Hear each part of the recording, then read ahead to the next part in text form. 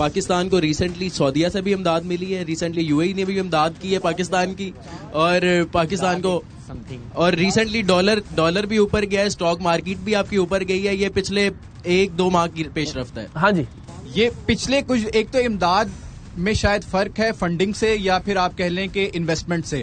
F D Is آنا different چیز ہے, امداد ڈفرنٹ چیز ہے. فورن ڈائریکٹ انویسٹمنٹس آئیں تو وہ آبویسلی پاکستان کے لیے اور پاکستان کی اکانومی کے لیے بہت بہتر ہوگا, لیکن امداد آنا شاید مشکل چیز ہے کہ اس کو ہم نے واپس بھی شاید کرنا ہوگا. لیکن بطور مجموعی 2 سال میں ذرا وہی سوال کہ 2 سال میں بہتری ہوئی یا خرابی ہوئی آپ کے خیال میں؟ پچھلے 2 سال میں اچھا سوال تھا یہ. 2 سال میں کیا آپ بہتری, میرے خیال سے کیا بہتری ہوگی؟ جو ایک انسان نعرے لگاتا ہے, لگاتا چلا آیا ہے تبدیلی کے, نوجوانوں کو آگے لانے کے, نوجوان کی بات کرنے کے, تو آپ نے کہاں دیکھا کہ کوئی نوجوان آپ کو اس طرف سے نظر آیا ہوتا؟ تو یہ کہ آپ یونیورسٹیز کے چکر لگاتے, آپ وہ نوجوان وہ ہیرے تلاش کرتے جو آپ کی پارٹی یا آپ کی سیاست میں مددگار ثابت ہوتے, مگر آپ نے تو وہی جو پچھلا کارواں چلتا آ رہا تھا اسی کا بیڑا اٹھایا اور اسی کو آگے لے چلے. کہ پی ٹی آئی کہتی ہے کہ نوجوان کی بات کرتی ہیں, تو نوجوان آپ بتا دیں کہ کہاں سے نظر آیا ہے آپ کو؟ وہی جو پی پی سے نون میں آئے تھے, نون سے کہیں گئے تھے, وہی آگے دوبارہ آ گئے, تو بہتری کہاں سے آنی تھی؟ نوجوان شاید آپ کو آج پارٹی میں نظر نہ آ رہے ہوں, لیکن کارکن تو بہت نوجوان ان کے ایگزسٹ کرتے ہیں. اگر نوجوانوں کو لانا ہے تو نوجوانوں میں سے ایک نمائندہ اوپر لے کر آؤ نا, تو اسی کی مقبولیت کو آگے بڑھاؤ اور اسی نوجوان کو ملک سنبھالنے کی ذمہ داری. ایک آپ پوائنٹ دیتے ہیں, پھر ہم ذرا کنکلوژن کی طرف آتے ہیں. دیکھیے, چونکہ آپ لوگ یہ سمجھتے ہیں کہ پاکستان کی سمت درست ہے, لیکن کہ یہ چیزیں ہو جائیں تو اور بہتری آ سکتی ہے, اس میں تیزی آ سکتی ہے, تو ذرا اس پر ہم کنکلوژن کی طرف جاتے ہیں کہ آپ کے خیال میں کیا ہو تو اور زیادہ بہتر ہو سکتا ہے, اور پھر ان سے پوچھتے ہیں کہ کیا ہو تو بالکل بہتری کی طرف آ سکتے ہیں. اقرار بھائی, میرا ماننا ہے کہ کنسسٹنسی اگر ہو تو ہم مزید بہتری کی طرف جا سکتے ہیں. تسلسل جو ہم کر رہے ہیں, جس بنیاد پہ ہم چل رہے ہیں پچھلے 10-12 سال سے, تو وہ اگر اس میں تسلسل برقرار رہے تو ہم مزید بہتری کی طرف جا سکتے ہیں. آپ تسلسل سمجھتے ہیں کہ وہ تو بہت اچھا ہو جائے گا. جیسے عوام ویسے حکمران, یہ تو عام محاورہ ہے جو سب نے سنا ہے, جو ایک اصول مذہب بھی تقریباً سارے دیتے ہیں کہ جس طرح آپ خود ہوں گے اس طرح کا ہوگا.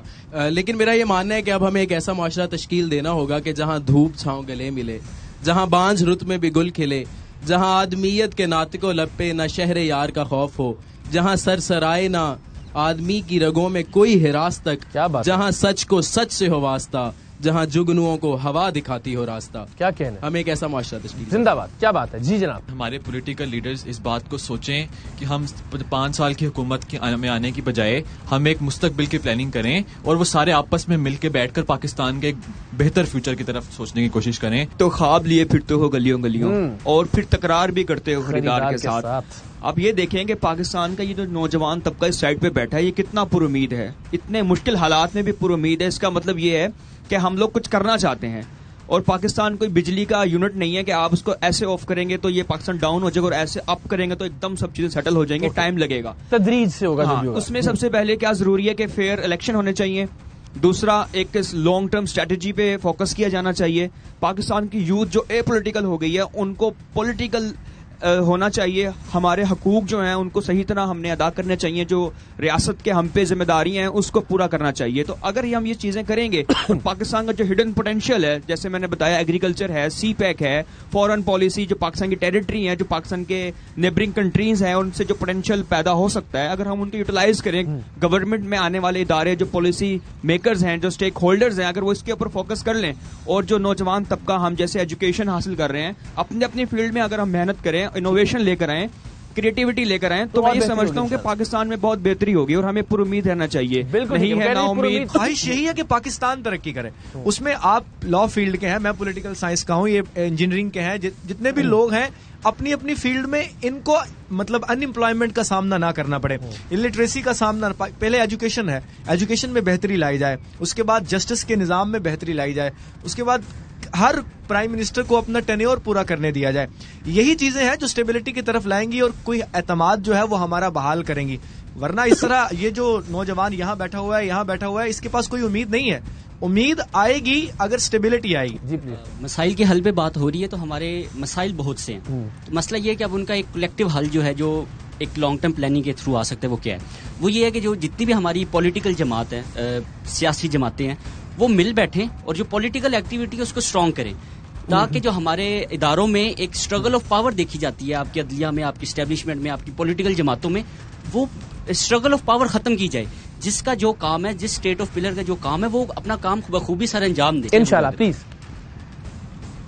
یقیناً میں احتشام کی بات سے متفق ہوں کہ ہم پاکستانی ہیں. ہمارا ہرگز یہ مقصد نہیں ہے کہ پاکستان ترقی نہیں کر سکتا یا ہم اس کو ترقی کی راہ پر گامزن نہیں دیکھنا چاہتے.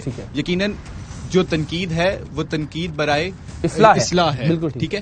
اور جس میں ہمارے ایک بات ہوئی تھی کہ منشور میں یہ چیزیں نہیں آتی، جس کی وجہ سے شاید پاکستان ترقی کی راہ پہ اس طرح سے گامزن نہیں ہو رہا ہے کہ ہمارے پاس انڈسٹری نہیں ہے، ہمارے پاس اس طرح سے ریسورسز نہیں ہیں، اور وہ تمام چیزیں جو معیشت اور اس طرح کی تمام اس کے ساتھ کی جو چیزیں ان کو بہتر بنائیں. ہمیں ان پہ کام کرنا چاہیے تاکہ ہم ایک بہتر معیشت اور ایک بہتر قوم بن کے لوگوں انشاءاللہ.